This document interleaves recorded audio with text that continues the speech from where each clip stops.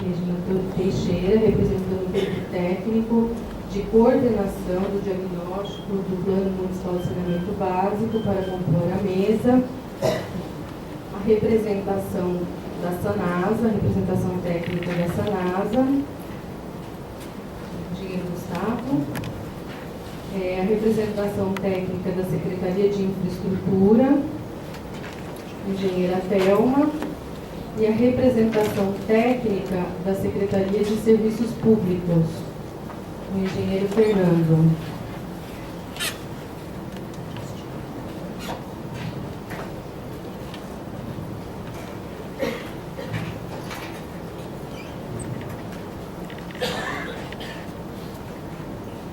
Em sequência, eu solicito a engenheira Silvia Regina Teixeira que faça uma exposição breve a respeito da coordenação da proposta de diagnóstico do plano de saneamento básico e a seguir a exposição dos técnicos e representantes de cada área específica do saneamento básico nesta municipalidade.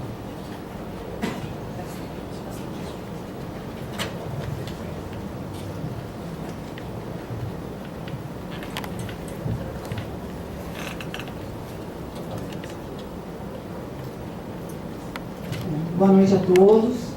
Agradeço a presença de todos vocês na contribuição desse processo do plano de saneamento, que é fundamental a participação da população para a gente constituir uma ferramenta realmente eficaz e que atinja o objetivo que ela se propõe, que é orientar as ações e programas na área de saneamento.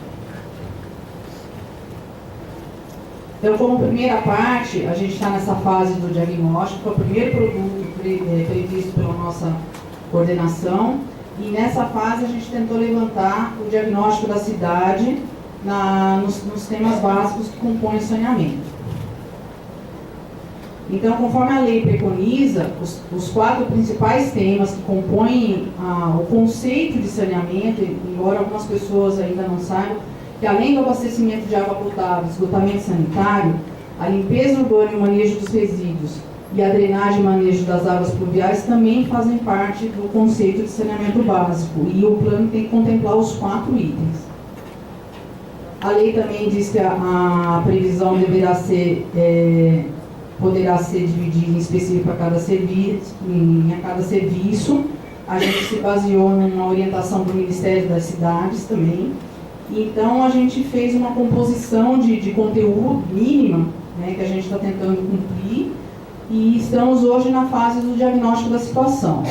Os objetivos e metas a curto, médio e longo prazo, mais os programas, projetos e ações de emergência e contingência, vão fazer parte do que seria o produto 3 e 4, que é da fase de prognóstico.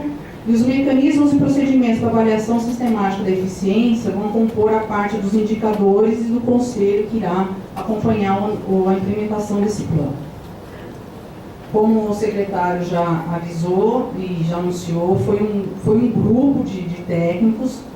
É lógico que aqueles que têm um tema, eles acabaram se articulando internamente em grupos menores, mas a gente contou com a colaboração de várias secretarias para constituir esse plano, e a gente vai continuar com esse grupo até o final dos trabalhos. Então, repetindo só, a gente está na fase de diagnóstico, e os prognósticos, que eram o produto 2 e o produto 3, que são os programas, realmente os programas e ações que vão definir as metas no horizonte de planejamento, vão fazer parte de um produto único. A gente achou agora que, na realidade, isso aqui não tem como separar. Nós vamos fazer isso aqui de uma forma mais compilada. E o produto 4, que é o relatório, ele, na realidade, ele acompanha todo o processo, porque ele está sendo construído ao longo do processo do plano, e junto com o projeto de lei. Então, no final dos trabalhos, vão ter os 4 produtos juntos. A gente prevê que o projeto de lei, que é o produto final do trabalho, ele vai ter o Plano Municipal de Saneamento Básico, que vai ser o caderno técnico, mais as ações que devem estar constituídas dentro do projeto de lei. Vai ter que instituir um conselho municipal que faça o acompanhamento da implementação desse plano, e também vai ter que estabelecer como que esses indicadores que vão fazer esse acompanhamento de desempenho ao longo do tempo, porque o horizonte é de 20 anos, com revisões periódicas, no máximo a cada 4 anos. A gente fez um ajuste, quem teve acesso ao primeiro cronograma, a gente tinha previsto um prazo menor de diagnóstico, um prazo maior de prognóstico, estava aqui. Só que o que aconteceu foi que o grupo, a gente começou a trabalhar no final, mais ou menos em outubro do ano passado, e pegou o período eleitoral. E nesse período eleitoral os trabalhos ficaram prejudicados, até que acabasse a eleição, soubesse a nomeação, assumisse o novo prefeito, assumisse os novos gestores. Então, efetivamente, nós começamos a receber os materiais, trabalhar com o material do técnico no final de fevereiro, começo de março. A gente trabalhou todo esse período, agora a gente está nessa fase aqui que foi a compilação, no final de junho, no começo de junho começamos a compilação. Estamos nesse pedaço aqui que é a audiência da fase de diagnóstico. Já estamos com algum material de prognóstico trabalhando.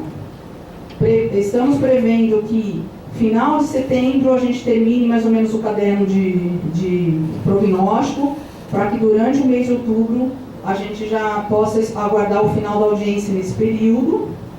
E o final do prognóstico, ele se completa com a elaboração do projeto de lei do caderno.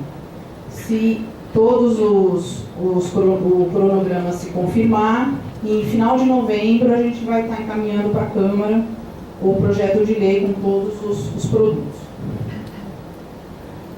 Então, aqui a gente tem vai ser uma análise bem sintética, porque o foco realmente são os temas, então eu vou fazer uma análise bem rápida da contextualização, da caracterização da cidade. Então, ela é dividida em caracterização ambiental, caracterização socioeconômica e as legislações pertinentes ao plano de saneamento, que estão todas, como a Andréia já mencionou, já estão divulgadas desde o dia 28 de junho no site da Secretaria. A gente optou por apresentar alguns números e no final vocês vão entender por quê. Porque a gente adotou assim, por exemplo, Campinas em números. Nós temos 1 milhão de habitantes, um pouquinho mais. Temos 98% dessa população na área urbana. Temos uma área muito grande territorial, quase 800 quilômetros quadrados de território, sendo que mais ou menos a metade dessa área é rural ainda. Então nós temos uma concentração de pessoas na área urbana que representa mais ou menos a metade do território da cidade. E uma densidade demográfica de 1.356 habitantes por quilômetro quadrado, que pode não parecer muito alto, mas é por causa do grande território. Em termos de números dos equipamentos públicos, a rede municipal de saúde temos centros de saúde 62, unidades de referência 18, pronto atendimento 7, e estão acompanhando aonde a população se concentra mais. A rede municipal de ensino, que está buscando a universalização do ensino fundamental, temos 44 EMFs e 4 centros para adultos, né, para completar o ensino fundamental. Aqui a gente está mencionando a taxa de analfabetismo, que é uma referência de 2010, de 3,26% da população acima de 15 anos. Mas também tem um dado interessante, que eu não pus aqui para não ficar muito poluído, que a população é dividida em extremos. A gente tem mais ou menos 30% de pessoas sem instrução e 40% da população no ensino superior completo. Então é uma cidade de extremos, em termos de números também. A parte de habitação, nós temos um déficit habitacional com dados de 2010 de 30.800 domicílios, uma inadequação habitacional de 35.000 e também imóveis vazios dentro do perímetro urbano na ordem de 35.000. O IDH municipal, a gente usou de referência o de 2000, mas essa semana acabou de sair uma atualização. Em 2000 a gente estava em 8º no estado, em 24º no Brasil, e temos um PIB per capita de 33.967. A parte de economia, nós temos, em termos de empregos ocupados, 386 mil, sendo que a maior representação é na parte no setor de serviços. E quando a gente pensa em termos de economia, na renda média, o maior representante do setor que dá uma renda média maior é o setor da indústria. E por que a gente apresentou esses números? para mostrar que, embora alguns números pareçam favoráveis, o que a gente percebe em Campinas, dada a sua extensão e dado todo o seu histórico, é que esses números representam uma desigualdade. Isso aqui não está distribuído homogeneamente na cidade. Então, esse talvez seja um dos desafios que a gente tem que enfrentar. Como todas as cidades brasileiras, a gente tem desigualdades na área ambiental, na área econômica, na área, a gente tem que buscar, talvez, diminuir essa diferença. A cidade é planejada por macrozonas, conforme é o plano diretor, né? Então, nós trabalhamos hoje com muitos dados que estão divididos por macrozonas, são 9 macrozonas na cidade, e tem a população, né? A gente tem a distribuição, a distribuição da população por macrozona, e pode passar.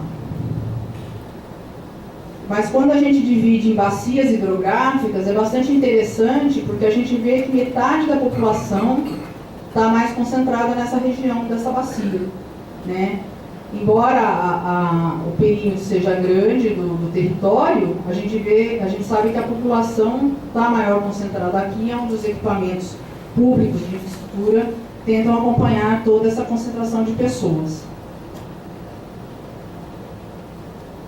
E o que da área ambiental que a gente tem disponível hoje, que é as áreas verdes, a gente tem a fitofisionomia aqui, de vários tipos de vegetação, a gente vê também que a desigualdade da distribuição da qualidade ambiental. A gente tem uma área mais rica, né, mas não é a área que tem mais gente.